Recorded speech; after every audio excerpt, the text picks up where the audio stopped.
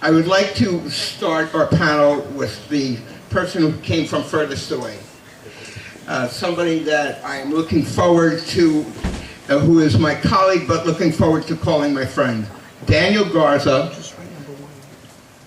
is a self-described Christian. He is the executive director of the Libre Initiative.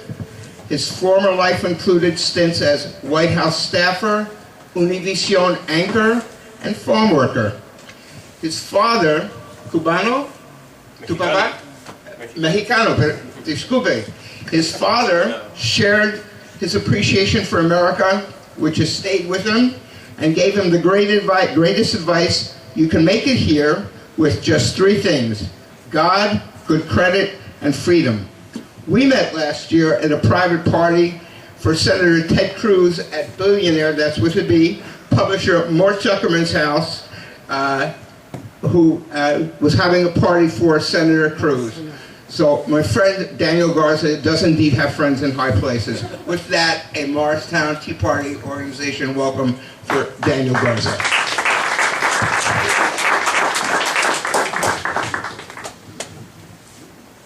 I was looking forward to being friends. I thought we were.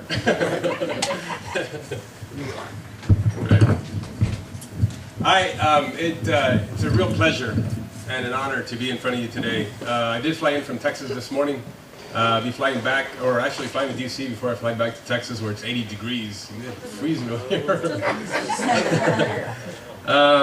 But Jeffrey invited me because he wanted me to talk to you about the kind of work that we're doing at the Libre Initiative and the kind of impact we're having. And maybe, express some of the lessons learned to other conservative organizations on how to do effective outreach to the Hispanic community across the country. And so, the Libre Initiative launched in 2011, middle of 2011, right before the 2012 election cycle. We targeted both Florida and Nevada.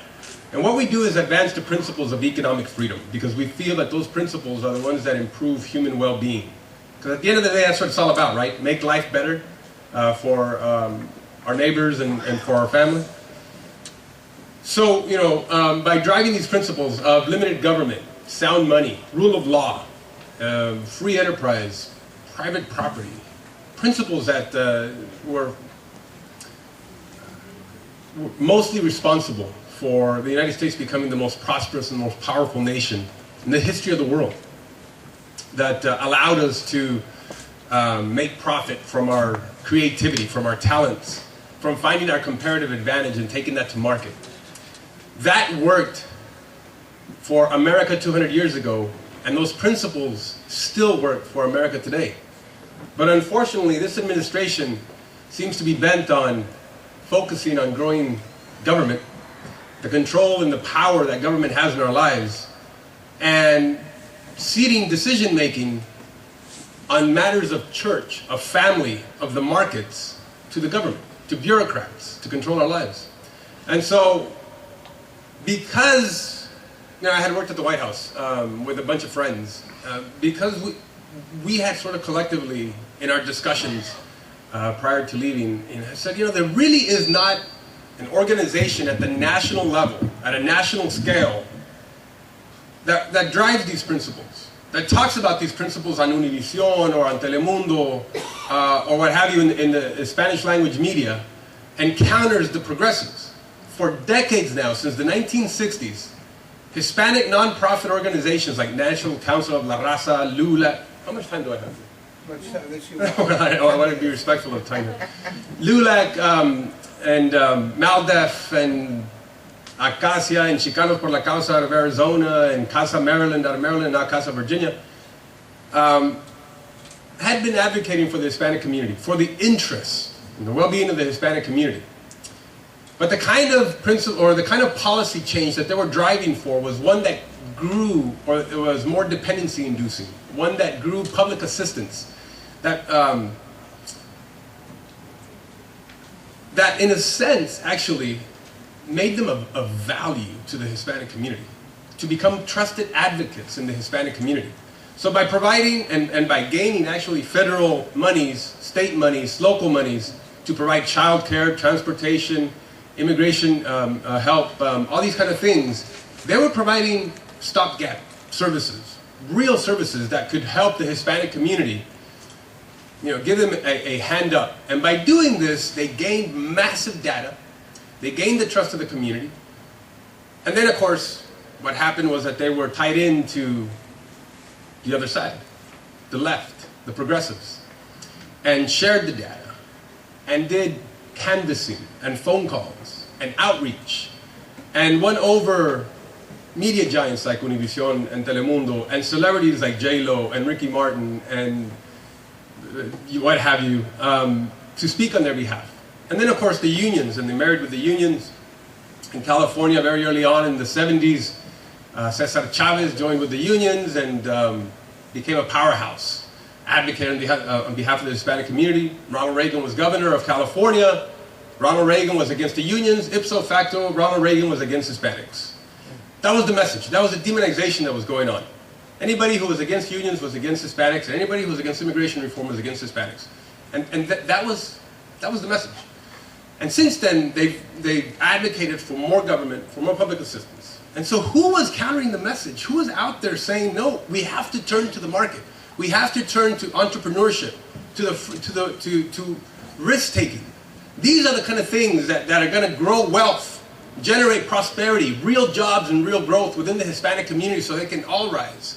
Instead of looking to subsistence, instead of looking for a mediocre life dependent on government, there really was nobody. There was one guy from the Heritage Foundation, one guy from the Leadership Institute, and then maybe one guy from the Cato Institute, but he did more international.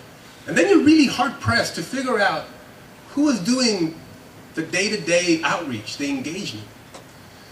So we launched, and I'm sorry about that big prologue and preface to that, but we launched in 2011. We are now at 35 full-time staff across the country. We're in 8 states. We'll be at 10 states by the end of this year, and we're looking to come into New Jersey and New York as well, which is why I'm here today.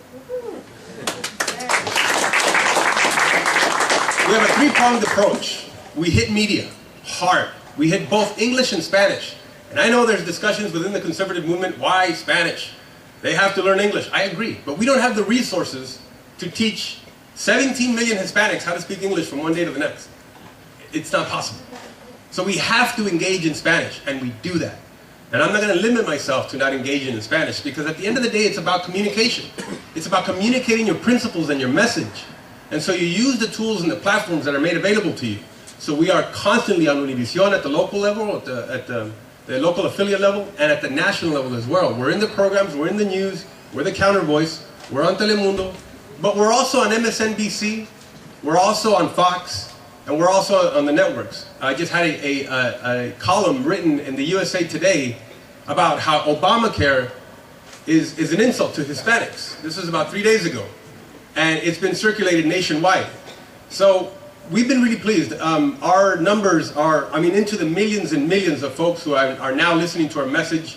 We have submitted and published editorials on every major Spanish language newspaper across the country. El Heraldo, El Diario en Nueva York, La Opinión en Los Angeles. We're in Seattle, Chicago, you name it.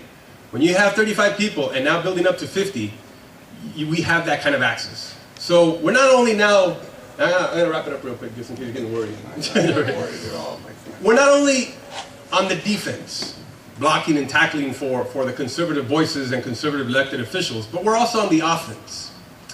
So we have a 7-figure ad buy attacking 2 congressmen in specific. Joe Garcia out of Florida in District 26, and also Pete Gallego in District 23 out of Texas, for supporting Obamacare, for continuing to support Obamacare despite the fact that it's been hurtful and harming to the Hispanic community. So on Spanish language and on English language television, we're coming after them hard. And in fact, they both have had to respond on Univision to our attacks.